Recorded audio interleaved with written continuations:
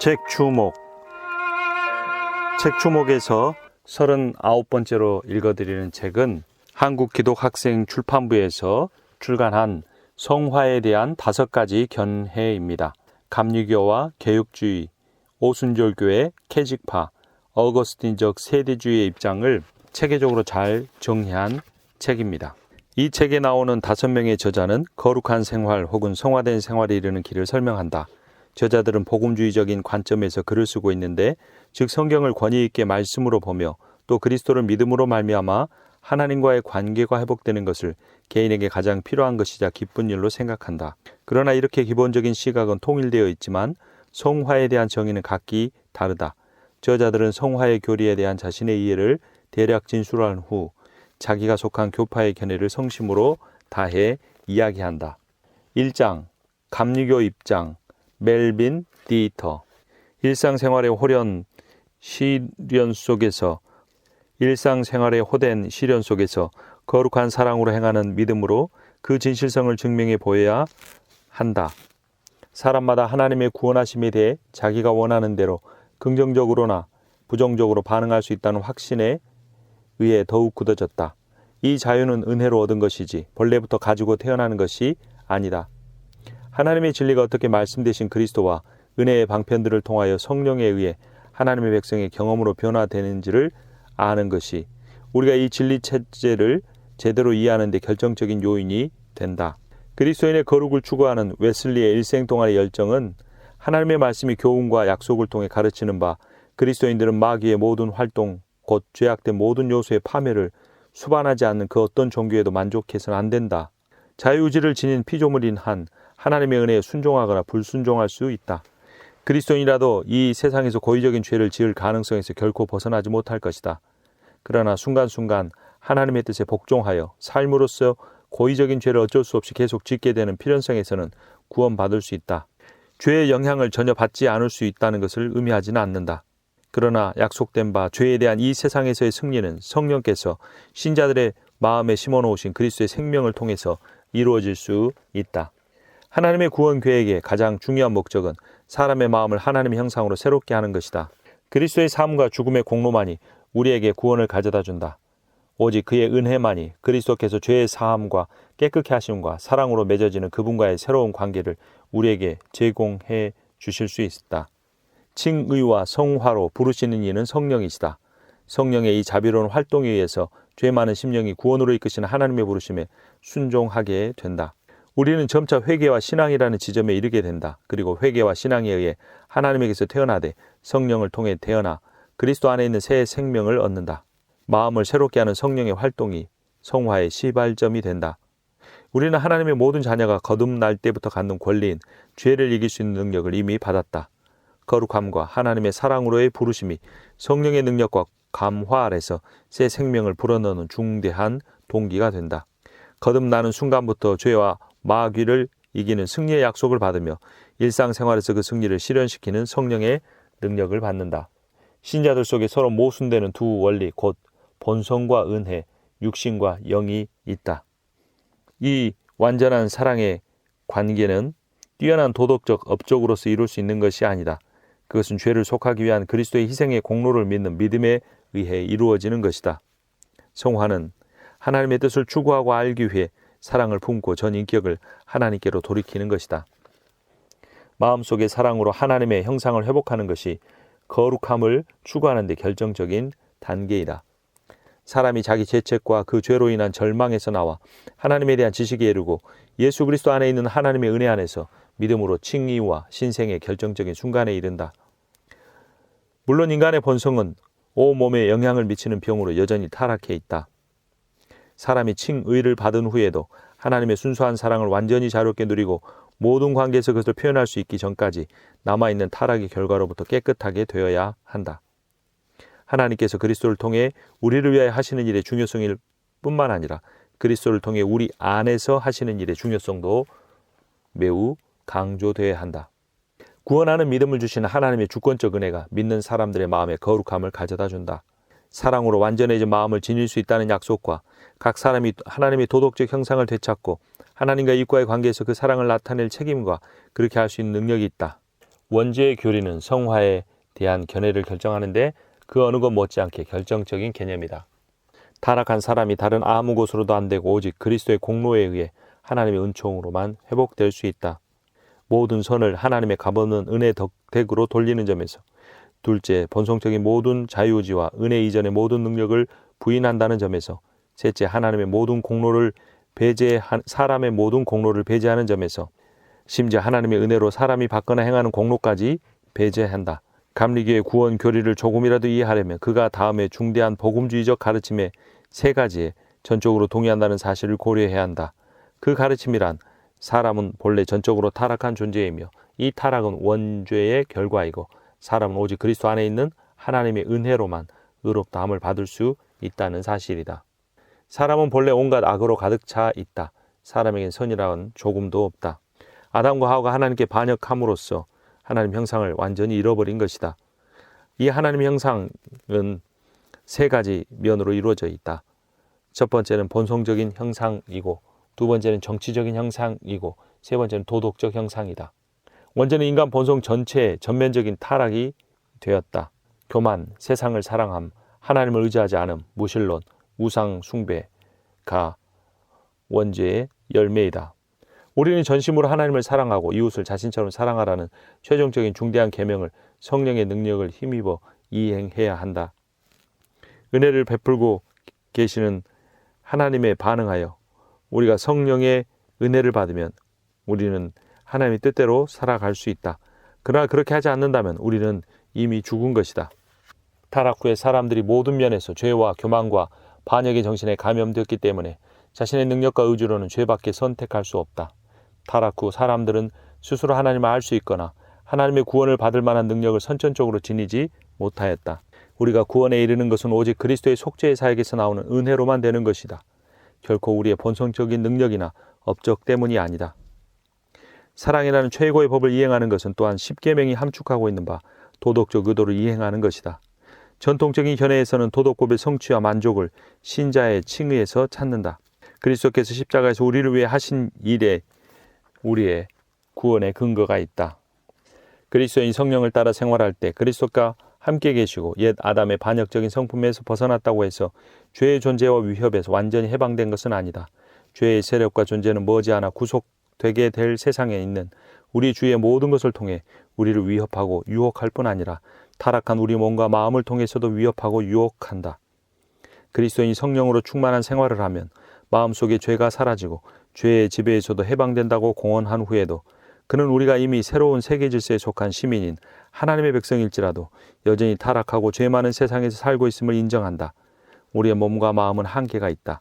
이러한 영역들의 완전한 구속은 만물이 최종적으로 완성되는 때에야 이루어진다. 이 진리를 생각할 때 이미 구속받은 사람들에게조차 모순처럼 보임에도 불구하고 새 질서가 전 우주에 확립될 때까지 우리가 하나님의 사랑으로 보존된다. 2장 개혁주의 입장 안토니 후쿠마. 성화는 인간의 책임 있는 참여가 수반되는 성령의 은혜로운 활동이라. 성령께서는 의롭다함을 받은 죄인들을 이 활동을 통해 죄의 오염에서 구원하시고 우리의 모든 본성을 하나님 형상을 따라 새롭게 하시며 우리로 하나님을 기쁘시게 하는 삶을 살 수 있게 하신다. 죄책은 하나님의 법을 어긴 까닭으로 정죄를 받을 만한 상태 혹은 형벌을 받아야 하는 상태이다. 우리의 죄책은 하나님의 선언적 행위인 칭의에서 그리스도의 구속사역을 근거로 제거된다. 그러나 오염은 인간 본성의 타락, 즉 죄의 결과이며 또한 다른 죄를 낳는 타락을 의미한다. 타락의 결과로 모든 사람이 타락한 상태로 태어난다. 따라서 우리가 범하는 죄는 타락의 산물이며 타락을 더하게 하는 것이다. 죄의 오염은 성화를 통해서 점점 제거된다. 비록 그것이 내세에 이르기 전에는 완전히 제거되지 않을지라도 그렇다. 성화는 하나님을 영원하게 하는 방식으로 생각하고 뜻을 두며 사랑할 수 있도록 힘을 준다. 즉 하나님을 따라 하나님의 생각을 생각하며 하나님의 뜻에 일치하는 것을 행할 수 있게 한다. 성화는 또한 하나님을 기쁘시게 하는 삶을 살 수 있게 되는 것을 의미한다. 보통 하나님께서는 우리를 성화시키는 가운데서 우리로 선한 일을 할 수 있게 하신다. 우리가 선한 일로 말미암아 구원을 받은 것이 아니라 선한 일을 위해 구원받았다. 성화시키다는 말은 거룩하게 하다. 즉 거룩하다는 뜻인 쌍투스와 만들다는 뜻인 파케레에서 나왔다. 거룩하다는 의미를 지닌 구약의 중요한 단어는 카도시. 이 단어에 들어있는 기본 개념은 다른 것으로부터 분리이다. 즉 어떤 물건이나 사람이 일반적인 혹은 세속적인 것으로부터 분리된 영역이나 범주에 놓이게 되는 것을 표시하는 것과 같다. 구약의 앞부분에서는 하나님의 백성의 거룩함이 보통 의식상의 용어로 정의된다. 즉 그것은 특별 직무를 수행하도록 제사장들을 따로 세우는 방식이다. 의식의 준수를 통해서 이스라엘 백성을 정결케 하기 위해 사용한 방식이다. 구약의 뒷부분 특별히 시편과 예언서는 하나님의 백성의 거룩함을 무엇보다도 윤리적인 용어로 기술한다. 그 용어에는 의를 행함, 즉 공의를 행하고 인자를 사랑하며 겸손히 하나님과 함께 행하는 것이 포함된다. 그러므로 카도시의 기본 의미는 하나님의 백성이 하나님을 섬기기 위해 따로 떼어져야 한다는 것과 그들이 하나님을 노하시게 하는 것을 무엇이든지 피해야 한다는 것이다. 거룩하다는 뜻을 지닌 신약의 주요 단어는 하기오스와 그 파생어들이다. 이 단어가 여러 가지 의미로 사용되긴 하지만 흔히는 에베소서 5장 25, 26절에서처럼 신자의 성화를 말한다. 이 의미로 신약에서 말하는 거룩함은 두 가지 사실을 내포한다. 첫째, 현 세상의 죄악적인 행실로부터 분리를 의미한다. 둘째, 하나님을 섬기는 일에 대한 헌신을 의미한다. 그리스도께서 우리에게 성화를 가져오실 뿐 아니라 그리스도 자신이 우리의 성화이시다. 우리가 그리스도와 연합한 자이면 우리는 성화하고 있는 것이다. 그리고 우리가 성화할 수 있는 길은 그리스도와 연합하는 것뿐이다. 믿음은 성화의 두드러진 수단이다. 어떻게 믿음이 성화의 수단이 되는가? 첫째, 믿음으로 우리는 성화의 핵심인 그리스도와의 연합을 계속 유지하기 때문이다. 둘째로 믿음으로 우리는 그리스도 안에서 죄가 더 이상 우리를 지배하지 못한다는 사실을 받아들이기 때문이다. 셋째로 믿음으로 우리는 죄를 이길 수 있게 하고 주 하나님을 위해 살 수 있게 하는 성령의 능력을 붙잡기 때문이다. 성화의 방식은 하나님을 닮는 것이다. 그런데 그리스도는 하나님의 완전한 형상이시므로 성화의 방식은 그리스도를 닮는 것이다. 하나님께서 미리 아신 사람, 그의 아들의 형상과 같은 모습이 되게 하시려고 미리 작정하셨습니다. 아들을 닮는 것은 곧 하나님을 닮는 것이다. 성화는 인간의 책임있는 참여를 수반하는 과정이기도 하다. 히브리서 기자는 그 사실을 이렇게 말한다. 모든 사람과의 화평을 추구하고 거룩해지기를 힘쓰시오. 거룩해지지 않고서는 아무도 주를 뵙지 못할 것입니다. 여기서는 성화를 우리가 끊임없이 추구해야 하는 것으로 기술한다. 그러므로 성경의 교훈을 따를 때 성화는 무엇보다도 하나님께서 우리 안에서 일하시는 사역이지만 그럴지라도 우리가 그저 수동적으로 있는 과정이 아니라 끊임없이 적극적으로 참여하는 과정이다. 바울은 성도들에게 자신의 구원을 이루어 가라라고 명령했다. 우리가 일한다고 해서 하나님이 우리 안에서 일하시는 것이 중지되지 않으며 또 하나님이 일하신다고 해서 우리가 일하는 것이 중지되지도 않는다. 이 관계는 마치 하나님이 자기 몫을 하시고 우리도 우리 몫을 하는 것과 같은 엄격한 협력의 관계가 아니다. 하나님이 우리 안에서 일하시고 우리도 일한다. 이 관계는 하나님이 일하심으로 우리가 일하는 관계이다. 성화를 의미하는 거룩해지다라는 헬라어 동사는 완성된 행위를 기술하는 완료 시제로 쓰였다. 성화가 칭유와 마찬가지로 하나님의 결정적인 행위로 완성되었다는 것이다. 우리는 그리스도께서 죽었다가 살아나셨을 때 죄에 대하여 죽었고 새 생명으로 다시 살아났다. 그러나 다른 의미에서 우리는 믿음으로 그리스도의 죽으심과 부활에 연합되었을 때 죄에 대하여 죽었고 새 생명으로 다시 살아났다. 그러므로 신자들은 자신이나 서로를 진정으로 새로워지긴 했지만 완전히 새로워지지는 않는 사람들로 보아야 한다. 성화는 결정적인 것이자 점진적인 것이다. 결정적인 의미에서 성화는 성령께서 우리를 죄에 대하여 죽고 그리스도와 함께 사는 새로운 피조물이 되게 하는 사역을 의미한다. 점진적인 의미에서 성화는 성령께서 끊임없이 우리를 새롭게 하고 변화시켜 그리스도를 닮게 하고 우리가 은혜 안에서 계속 자라며 거룩함을 완성하도록 하시는 것이다.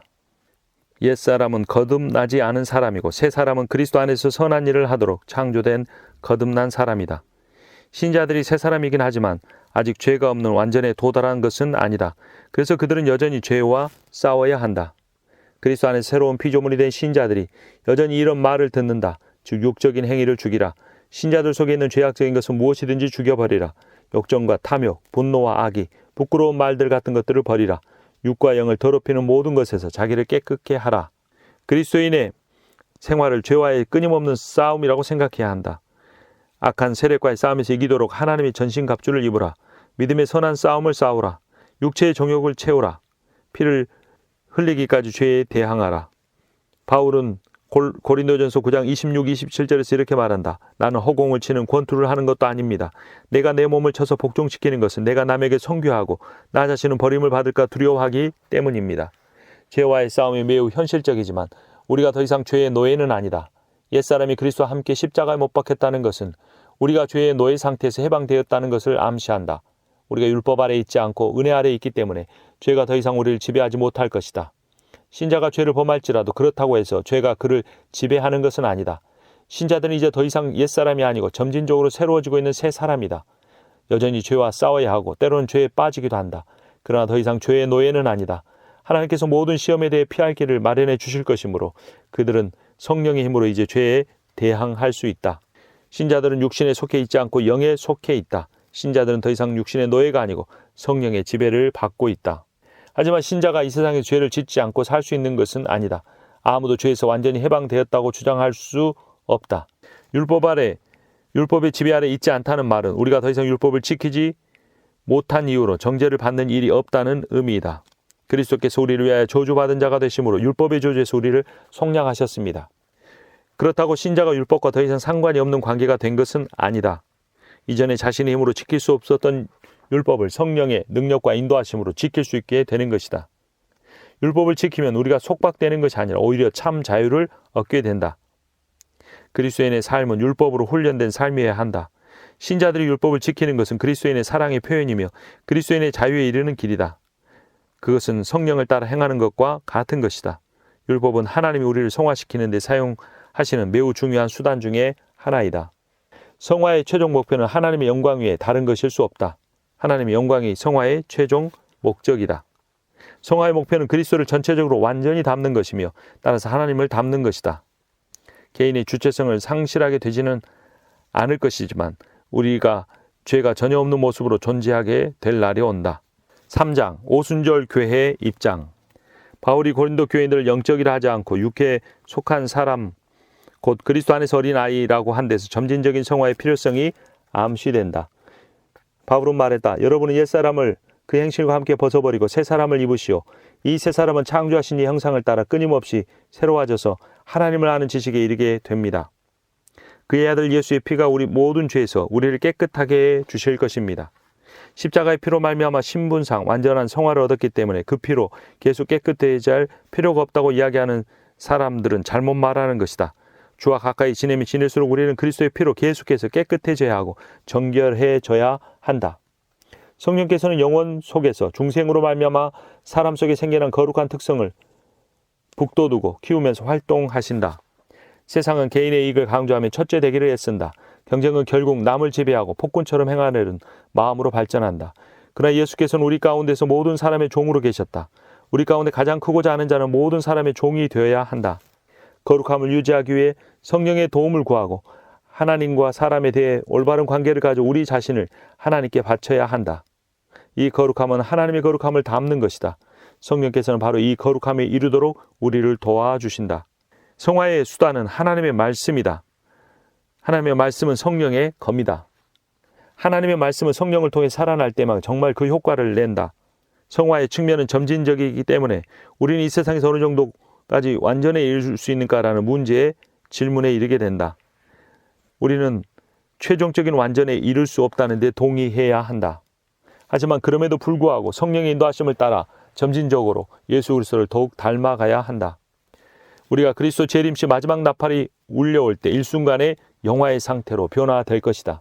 그렇게 되기까지 우리는 기도와 말씀이라는 자원을 사용하여 그리스도와 끊임없이 교제를 해야 하며 성령으로부터는 하나님의 인도를 구하며 하나님의 아들을 믿는 일과 그를 아는 일에 일치하게 되어 성숙한 사람으로 그리스도의 충만하신 분량의 경지에 이르게 되기를 애써야 한다. 하나님의 뜻과 목적이 우리의 성화의 목적이어야 한다. 하나님께서도 우리가 하나님처럼 거룩해지고 신의 성품에 참여하기를 바라신다. 성화는 또한 우리가 성령을 통하여 여러 지체가 한 몸이 되는 것이다. 신자들이 성령의 충만한 활동에 반응하여 신약시대처럼 그리스도의 몸을 세우는 데 필요한 열매와 은사를 내고 사역할 수 있게 된다. 오순절파 저자들은 성화가 하나님의 위대한 구속계획의 모든 면과 관계에 있다는 데 동의한다. 칭의는 하나님 앞에서 신자에게 새로운 위치를 주며 성화는 신자를 새로운 상태로 들여보낸다. 과거의 죄들은 용서를 받지만 물려받은 죄를 짓는 성향이라는 의미에서 원죄는 여전히 남아있다. 우리가 영화될까지는 완성되지 않은 점진적 성화를 주장할 수밖에 없다. 성화는 결국 모든 유혹에 대항하고 유혹을 물리치는 성결에 귀착한다. 하나님께 영광과 찬양을 돌리는 승리의 생활을 가져오며 의의 열매를 나타낸다. 성화는 성령의 은혜와 능력이 충만한 생활이며 하나님과 그리스도와 교제하면서 사는 생활이다. 4장 캐직파 입장 로버트슨 맥킬킨. 정상적인 그리스도인의 생활이란 알려진 죄를 항상 이기는 생활이고 하나님께서는 피할 길을 내시지 않은 채 우리에게 시험을 허락하시는 법이 없으며 따라서 우리가 시험을 견딜 수 있다. 하나님의 자녀의 정상적인 생활은 끊임없이 패배의 생활이 아니라 승리의 생활이어야 하며 매우 고통스러운 속박의 생활이 아니라 자유의 생활이어야 하고 쉼없는 근심의 생활이 아니라 온전한 평안의 생활이어야 한다. 성령께서는 신자가 죄를 범할 가능성을 제거하지 않으시며 믿고 선택하는 인간의 책임을 없애주시지도 않으신다. 성령께서는 그 반대의 일을 하시며 자신을 하나님께 드리고 의뢰하는 신자가 영적으로 끌어내리려 하는 자기 본성의 세력에 대해 성공적으로 저항할 수 있게 하신다. 사람들이 영원한 상태에 이르기 전에 완전해질 수 없다고 가르치며 하나님의 알려진 뜻을 고의적으로 어기게 하는 유혹에 대해서는 계속적으로 성공적으로 저항할 수 있다. 충만하다는 말은 통제받는다는 뜻이다. 성령 충만한다는 것은 성령의 통제를 받는다는 의미다. 성화한다는 것은 따로 떼어 놓는다는 의미다. 하나님을 위하여 자신을 따로 떼어 놓는 것을 의미한다. 사람이 죄에서 떨어져 나와 자신을 하나님께 드린다. 성화가 없으면 아무도 하나님을 뵙지 못할 것이다. 하나님 곧 죄가 전혀 없으시고 또한 어떠한 죄도 묵인하지 않는 분과 교제할 수 있는 자격이 없는 것이다. 그러나 하나님은 거룩하시기만 한 것은 아니다. 하나님 무엇보다도 사랑이시다. 그러므로 하나님께 사람에게 바라시는 궁극적인 소원은 사람이 온전하게 회복되어 자신과 사랑의 교제를 나누는 것이다. 하나님을 사랑하고 하나님과 하나 되어 생활하기 위해서 죄라는 장애물이 제거되어야 한다. 죄를 제거하는 과정을 성화라고 부른다. 신분상의 성화가 있다. 죄인은 하나님의 소유가 되기 위해 자신의 죄에서 떨어져 나온다. 용서를 받고 용구한 형벌이 제거된다. 의롭다함을 입으며 죄책이 제거되고 죄의 기록이 소멸된다. 용서를 받고 의롭다함을 받은 사람이 거듭나고 죄악적인 성향의 지배 세력으로부터 자유로워진다. 5장 어거스틴적 세대주의 입장. 사람이 구원 전에는 죄인이라는 사실에 대체로 의견이 일치한다. 그러한 논쟁이 되었던 문제는 신생 후 변화의 정도에 관한 것이었다. 어떤 사람들은 이 변화를 하늘에서 완전히 이루어지는 점진적인 것으로 그린다. 그런가 하면 어떤 이들은 저는 적어도 고의적인 죄는 완전히 제거할 가능성이 있다고 말한다. 또 어떤 이들은 사람들이 구원받은 후에 두 가지 성격을 지닌다고 기술한다. 그리스도인이라면 누구도 성령으로 거듭나고 성령 세례를 받으며 성령께서 그 안에 거하시고 성령의 인치심을 받지만 모든 그리스도인이 다 성령 충만을 받는 것은 아니다. 성령 충만은 구원에 앞서오는 경험들에 혼동되어서는 안 된다. 구원의 때에 단 한 번 발생하는 일들과 혼동해서도 안 된다. 성령 충만은 신자의 일생에서 거듭거듭 일어나는 하나님의 활동이다.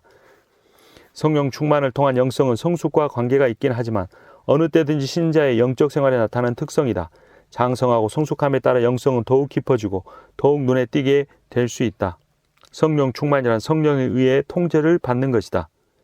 성령을 통해 영적 능력을 받는 것이다.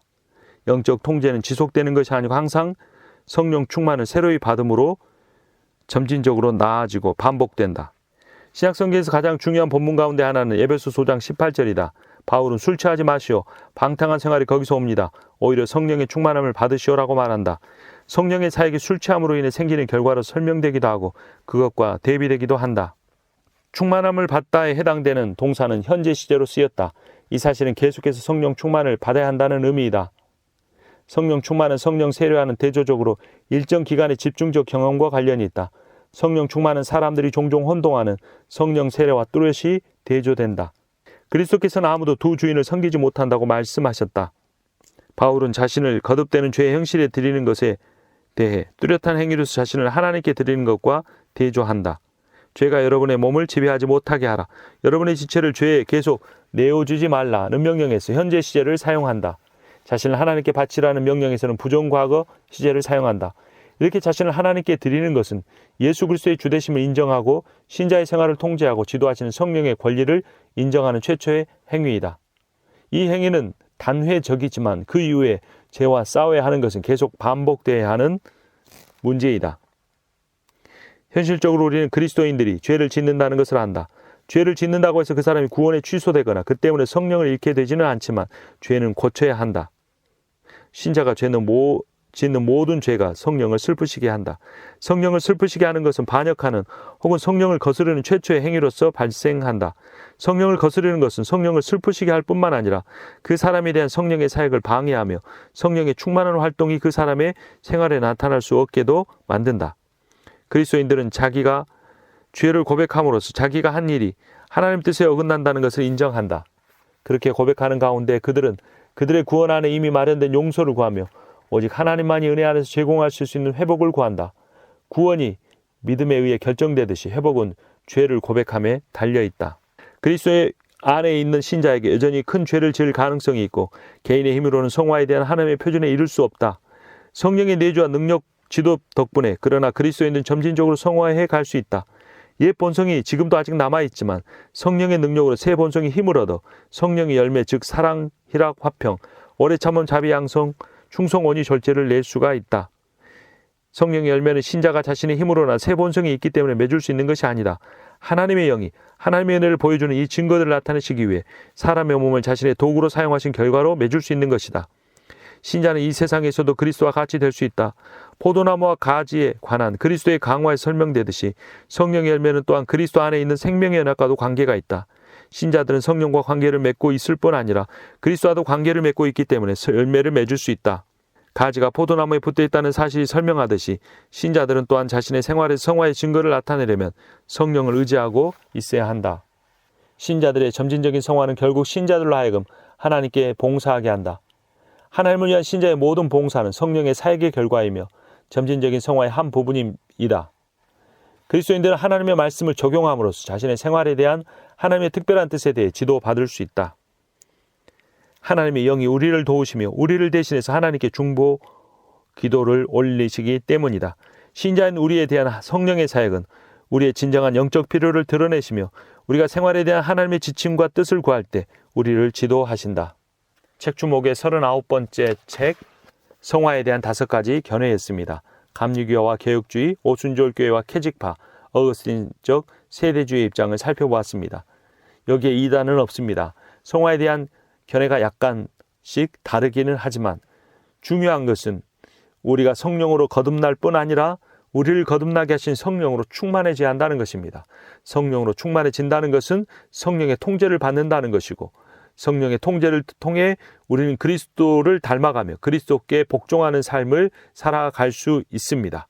성령 충만하시고 자신을 세상에서 따로 떼어내어 하나님께 구별하는 성화의 삶을 사시는 여러분과 제가 되기를 축원합니다. 책 추목이었습니다.